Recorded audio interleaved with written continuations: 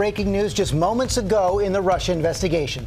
Roger Stone, you see him right there. President Trump's longtime political advisor, former campaign aide, has been arrested in Florida, charged by special counsel Robert Mueller with obstruction, witness tampering, making false statements to Congress, all connected to what he knew about the hacking of Hillary Clinton's emails during the 2016 campaign and what he told the Trump campaign about those leaks.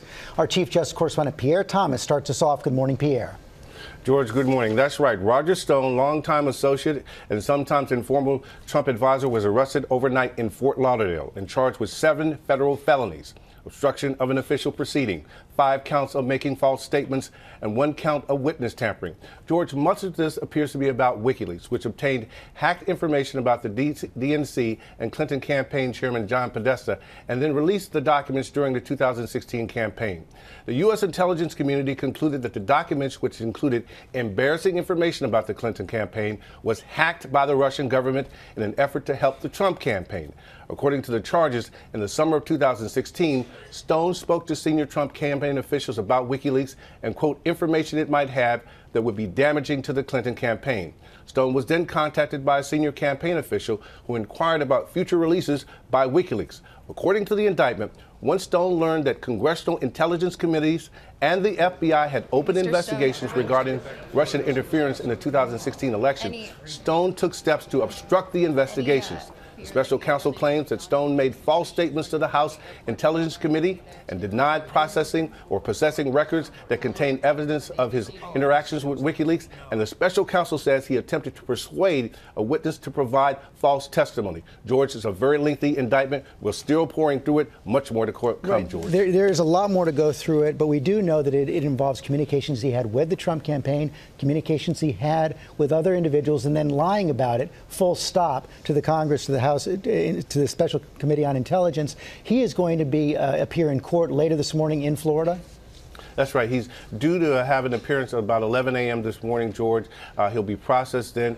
We expect to hear from perhaps his attorney and his side of the story. As you know, George, he's a very outspoken person. He's claimed that this has been a witch hunt, that he's been made a target, unfairly so. But again, this is a very lengthy case laid out of lying and trying to obstruct the investigation, George. Okay, Pierre Thomas, thanks very much. Good morning. This now from our chief legal analyst, Dan Abrams. Let's just start out where we are. This is the first indictment dealing with communications with the Trump campaign about those emails. Right. This is the first indictment where it becomes clear that the special counsel believes that the Trump campaign knew about the hacks before this material was made public.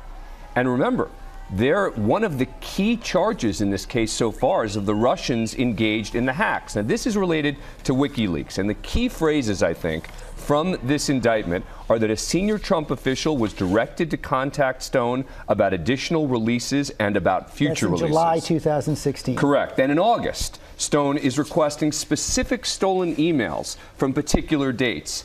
In October, a high-ranking Trump official is asking about the status of future releases. An associate of a Trump official tells Stone after the fact, "Well done."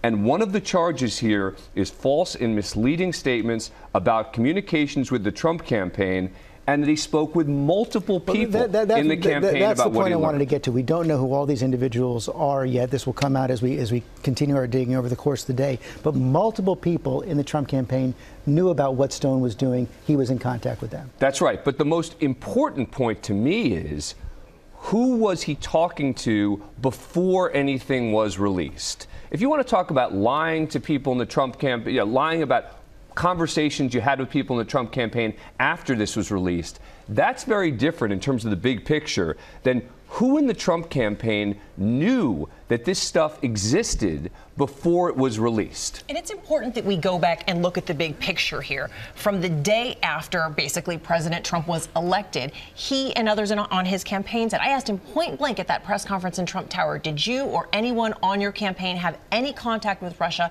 And the denials were adamant. So it's with stories like this, with movements like this, that we have to go back and look at the narrative that they've been laying out over the last 2 years on this. Absolutely. But let's also be clear, take one step back here and say, still no evidence that President Trump was involved in this, right? This is talking about Trump campaign officials, et cetera. And number two, no indication yet that there was any direct contact with the Russians. This is about WikiLeaks. This is about what did WikiLeaks have?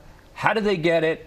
When are they going to distribute it? Now, we know from previous indictments, though, that Mueller is going to make the contentions that WikiLeaks got the information from Russian intelligence. Correct. But you're still you're now one step away, which is an important distinction between Trump campaign direct relationship with Russians and Trump campaign knowing about WikiLeaks. Well, one thing this also does seem to set up, if we now have to look at what these other multiple Trump campaign officials said when they were interviewed, assuming they were interviewed by the House Intelligence Committee, by the Senate Intelligence Committee, did they tell the truth? That's the critical point here, which is we know that there are multiple Trump campaign officials mentioned in this indictment. Many of them, if not all of them, have been questioned by the special counsel.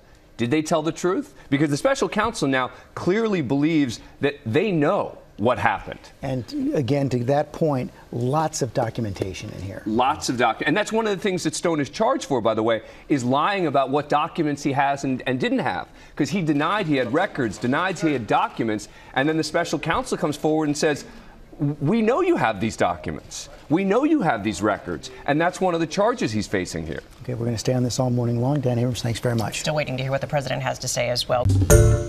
Hi, everyone. George Stephanopoulos here. Thanks for checking out the ABC News YouTube channel. If you'd like to get more videos, show highlights, and watch live event coverage, click on the right over here to subscribe to our channel. And don't forget to download the ABC News app for breaking news alerts. Thanks for watching.